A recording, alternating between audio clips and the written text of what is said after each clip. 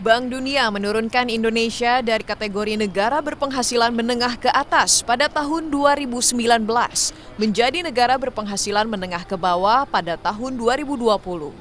Staf khusus Menteri Keuangan RI Justinus Prastowo kepada Antara Kamis 8 Juli mengungkapkan bahwa pandemi COVID-19 menjadi faktor perekonomian Indonesia terkontraksi.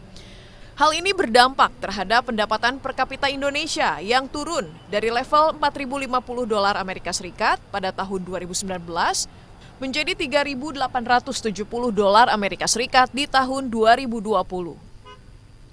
Justinus menuturkan, meski ekonomi Indonesia tumbuh negatif di minus 2,1%, pemerintah tetap bekerja keras dengan mengerahkan kemampuan anggaran pendapatan dan belanja negara APBN untuk fokus mengatasi dampak pandemi COVID-19, yaitu dengan menambah 2,6 juta lapangan kerja baru dan memperkuat perekonomian masyarakat melalui penyaluran bantuan sosial, sekaligus penanganan kesehatan melalui vaksinasi sebagai cara menahan laju pertambahan orang miskin.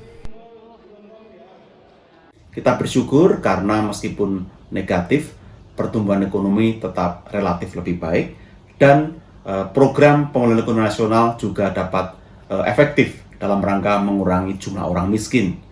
Bahkan kita bisa menahan laju pertambahan orang miskin menjadi tingkatnya 10,16% karena intervensi kebijakan dari prediksi sekitar 11,4% tanpa intervensi. Ia menambahkan pertumbuhan ekonomi Indonesia tetap relatif lebih baik dibandingkan dengan beberapa peers G20 dan ASEAN, seperti India yang minus 8,0%,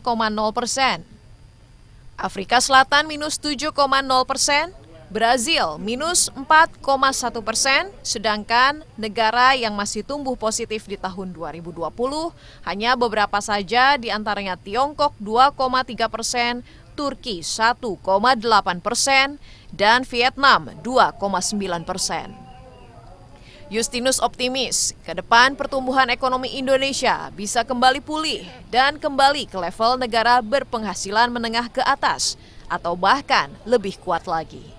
Dari Jakarta, Nabila Karisti, Kantor Berita Antara, mewartakan.